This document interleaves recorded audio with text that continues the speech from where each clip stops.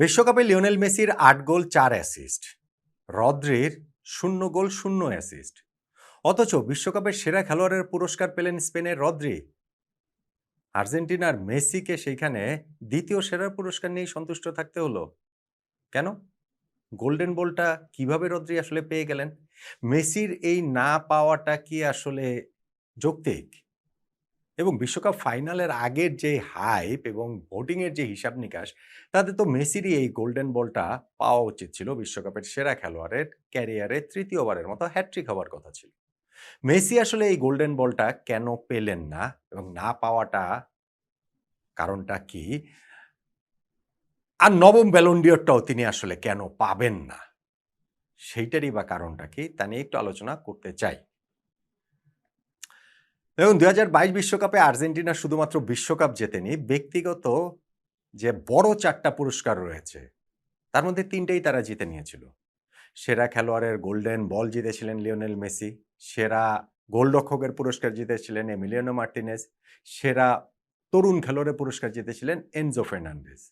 কেবলমাত্র সর্বোচ্চ গোলদাতার যে পুরস্কার গোল্ডেন বুট, সেটা জিতেছিলেন ফ্রান্সের কিলিয়ান এমবাপ্পে। এই বছর আবার ঘটনাটা উল্টা ঘটে গেল। গতবার যেমন আর্জেন্টিনা বিশ্ব চ্যাম্পিয়ন হওয়ার সাথে, সাথে ৩ টা এরকম পুরস্কার জিতেছেন।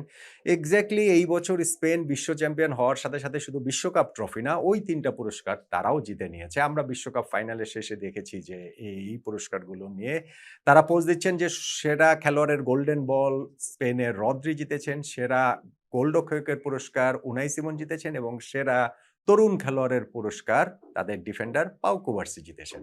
এবং এইখানটাতেও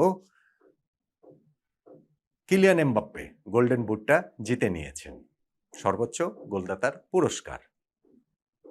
এখন ফাইনালের আগের যে হিসাব নিকাশ ছিল, সেই হিসাব নিকাশে লিওনেল মেসি তো গোল্ডেন বল জিতছেনই, তিনি গোল্ডেন বুটটা জিততে পারবেন কিনা সেইটা নিয়েই ব্যাপক আলোচনার জায়গা ছিল। স্পেশালি কিলিয়ান এমবাপ্পে যখন তৃতীয় চতুর্থ স্থানের ওই যে ম্যাচটা ফ্রান্স ভার্সেস ইংল্যান্ড, সেইখানটাতে তিনি ২ গোল করলেন, ১ অ্যাসিস্ট করলেন, ১০ গোল ৪ অ্যাসিস্ট হয়ে গেল। ফলে লিওনেল মেসিকে ফাইনালে যদি এমবাপ্পেকে টপকাতে হয়, তাহলে হয় তার হ্যাট্রিক করতে হবে, অথবা তাকে ২ গোলের সঙ্গে ১ অ্যাসিস্ট করতে হবে, নইলে তিনি গোল্ডেন বুট জিততে পারবেন না ক্যারিয়ারে প্রথমবারের মতো। এবং সেইখানে অনেক রকম কনস্পিরেসি থিওরি দেখেছি আমরা সোশ্যাল মিডিয়াতে যে ফিফা এইবার আর্জেন্টিনার বিপক্ষে চলে গিয়েছে, লিওনেল মেসির বিপক্ষে চলে গিয়েছে, তিনি যেন গোল্ডেন বুট জিততে না পারেন। ফলে ফিফা, ইংল্যান্ড, ফ্রান্স সবাই মিলে ম্যাচ ফিক্সিং করেছে, পাতানো ম্যাচ খেলেছে এবং এমবাপ্পেকে গোল অ্যাসিস্ট করতে দিয়েছে। আমি তখন এটা নিয়ে আলোচনা করেছিলাম যে ঠিক আছে, এটা সমর্থকদের কথা, কিন্তু এটাকে একটা সোশ্যাল মিডিয়া ক্যাম্পেইনের পর্যায়ে নিয়ে যাওয়াটা যে না এই ঘটনাটাই ঘটেছে, এটা যে বিশ্বাস করার কত মানুষ ছিলেন, এইটা আমি আবার পরে দেখছিলাম যে মানে ঘটনাটা কি, যে পুরো ওয়ার্ল্ড কাপ একরকম হিসাব নিকাশ দেখলাম যে না, মানে এই সোশ্যাল মিডিয়ার হাওয়ায় যে ফিফা আর্জেন্টিনার পক্ষে কাজ করছে। এটা অবশ্য শুধু সোশ্যাল মিডিয়া না, এটা ধরেন হচ্ছে গিয়ে গ্লোবালিও এটা আলোচিত হয়েছে। এটা শুধু আমাদের এখানে না। ইনফ্যাক্ট আর্জেন্টিনার প্রেস কনফারেন্সেও একাধিক প্রেস কনফারেন্সে এটা নিয়ে প্রশ্ন হয়েছে যে ফিফা আর্জেন্টিনাকে ফেভার করছে, রেফারিং দিয়ে ফেভার করছে। ফাইনালের আগের মানে ওই আবহাওয়াতে কিন্তু স্পেনের কোচ বলেন কিংবা তাদের ওই প্লেয়াররা বলেন, রেফারিংটা যেন ঠিকঠাক হয়, আর্জেন্টিনা ফেভার না করে, এরকম কথাবার্তা তারা আসলে বলেছেন। এখন ফিফার সঙ্গে কি আর্জেন্টিনার যে চুক্তি, সেই চুক্তি কি ভেস্তে গেছে? যে ফিফা আর্জেন্টিনাকে ওয়ার্ল্ড কাপ সহ সব জেতাবেন। এখন তো ওয়ার্ল্ড কাপ তো জেতালেনই না। মেসির যে গোল্ডেন বুট তো জেতালেন না। মেসির যে গোল্ডেন বলটা একেবারে নিশ্চিত ছিল, সেইটা পর্যন্ত হচ্ছে গিয়ে মেসিকে জিততে দেয়া হলো না। রদ্রি সেটা জিতে নিলেন। যেই রদ্রির পুরো ওয়ার্ল্ড কাপে একটাও গোল নাই, একটাও অ্যাসিস্ট নাই। মেসি সেখানে ৮ টা গোল আছে, ৪ টা অ্যাসিস্ট রয়েছে। ফলে গোল্ডেন বলটা তিনি আসলে জিতবেন না কেন? গোল্ডেন বলে যেই হিসাবটা, সেইটা হচ্ছে গিয়ে টুর্নামেন্টের সেরা খেলোয়াড়ের পুরস্কার। কিন্তু সেইখানটাতে একটুখানি ফাঁক আছে বা ফাঁক ছিল যে ফাইনালের আগ পর্যন্ত হিসাবটা ছিল। এইবার গোল্ডেন বলের হিসাবটাতে ফাইনালের রেজাল্টটা ইনক্লুড হয়েছে বলেই আমার আন্ডারস্ট্যান্ডিং। কেননা ফিফা থেকে যেই প্রেস রিলিজটা দেওয়া হয়েছে, ফিফার ওয়েবসাইটে গেলে আপনি এখনো সেটা দেখবেন, মানে তাদের যে নিউজটা করা হয়েছে, সেইখানে রদ্রির ফাইনালের পারফরম্যান্স উল্লেখ করা হয়েছে। তিনি যে ১০৫ টা পাস দিয়েছেন, তার মধ্যে ১০১ টা যে অ্যাকুরেট পাস, ৮০ টা যে তিনি ডুয়েল জিতেছেন, ২ টা যে চান্স ক্রিয়েট করেছেন, এই সবকিছু কিন্তু ওই গোল্ডেন বলের ওই হিসাব নিকাশের মধ্যে, স্টোরিটার মধ্যে ফিফা ওয়েবসাইটে সেটা উল্লেখ রয়েছে। ফলে ফাইনালের যে পারফরম্যান্সটা, সেইটা এইখানটাতে কাউন্ট হয়েছে বলেই লিওনেল মেসির চেয়ে রদ্রি এগিয়ে গেছেন। এখন ফুটবল গোলের খেলা, অ্যাসিস্টের খেলা এবং তাদের দিকেই তো বেশিরভাগ সময় নজর যায়। শ্রেষ্ঠত্বের ব্যক্তিগত শ্রেষ্ঠত্বের পুরস্কারগুলোও তাদের দিকে বেশিরভাগ সময় যায়।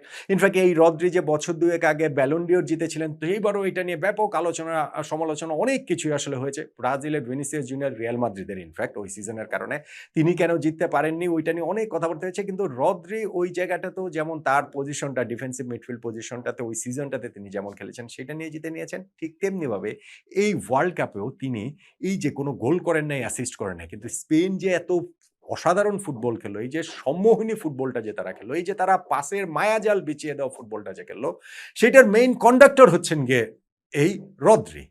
মানে আপনি পুরো টিমটাকে এক সুতোয় গাঁথা রাখা, যে অর্কেস্ট্রা আছে না, অর্কেস্ট্রার যে কন্ডাক্টর যে অনেক অনেক ওইখানে বাজিয়ে থাকেন, অনেক অনেক মিউজিশিয়ান থাকেন, কিন্তু সব কিছুকে এক সুতোয় গাঁথেন ওই কন্ডাক্টর।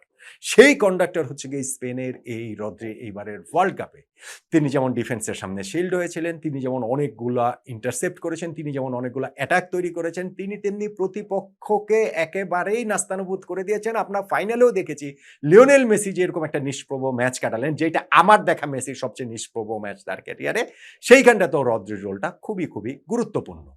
ফলে আমি মনে করি যে এইটা যে একটা সম্মিলিত ফুটবল যে খেলা, সেই জায়গাটাতে, এবং স্পেন যখন ওয়ার্ল্ড চ্যাম্পিয়ন হয়েছে তখন সেই ওয়ার্ল্ড চ্যাম্পিয়ন দলের একজনই এইটা আসলে সেরা খেলোয়াড়ের পুরস্কারটা ডিজার্ভ করেন। সেই ডিজার্ভিং উইনার রদ্রি বলে আমার কাছে মনে হয়।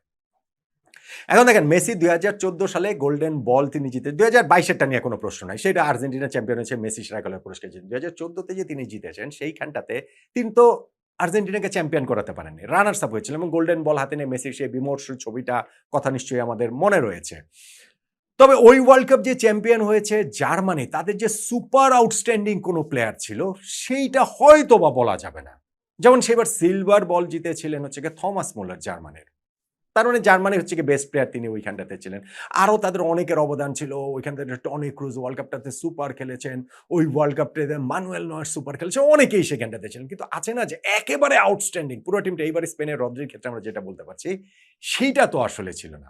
আর আরেকটা জিনিস হচ্ছে কি, এর আগেও গোল্ডেন বলের ক্ষেত্রে সেরা খেলোয়াড়ের ফাইনালের আগে সেটা নির্ধারিত হয়েছে। আমি আগেও একটা আলোচনাতে বলেছিলাম, যেমন ১৯৯৮ বিশ্বকাপের গোল্ডেন বল জিতেছিলেন ব্রাজিলের রোনালদো, অথচ ফাইনালটাতে তিনি কিরকম নিষ্প্রভ ছিলেন। তার ওই রহস্যময় অসুস্থতা, তিনি খেলবেন না, টিম শিটে নাম ছিল না, পরে ইনক্লুড হয়েছেন, কিন্তু ব্রাজিলের পরাজয়টা তিনি ঠেকাতে পারেন এবং তিনি আসলে পুরো ম্যাচটাতে দর্শক হয়েছিলেন। আবার ২০০২ ওয়ার্ল্ড কাপে অলিভার কান গোল্ডেন বল জিতেছেন সেরা খেলোয়াড়ের পুরস্কার, জার্মানির গোলকিপার। কিন্তু ফাইনালে ব্রাজিল যে জার্মানিকে ২-০-তে হারিয়ে দিয়েছে, সেইখানে কিন্তু প্রথম গোলটা সেই অলিভার কানের ভুলেই রোনালদো পেয়ে গিয়েছিলেন। ফলে ওইখানটাতে একেবারে যথার্থভাবে ওই মূল্যায়নটা হয়েছে বললে তো আর মনে হয় না। এবং আপনি যদি এখন চিন্তা করেন, ৯৮ বিশ্বকাপের গোল্ডেন বল আসলে জিনেদিন জিদানের পাওয়া উচিত, ব্রাজিলের রোনালদোর না। আপনি পুরো বিশ্বকাপের হিসাব যদি করেন, ২০০২ বিশ্বকাপের আবার গোল্ডেন বলটা রোনালদোর পাওয়া উচিত, অলিভার কানের না। সো ওই রকম ব্যাপার সেবা ছিল। কিন্তু এইবারের ওয়ার্ল্ড কাপটাতে লিওনেল মেসি এবং রদ্রি যে ব্যাপারটা হয়েছে, সেইখানটাতে আমার মনে হয়েছে যে ফাইনালের ম্যাচের পারফরমেন্সটা যদি আপনি কাউন্ট করেন, তাহলে রদ্রির এই পাওয়াটা যৌক্তিক বলেই আমার কাছে মনে হয়।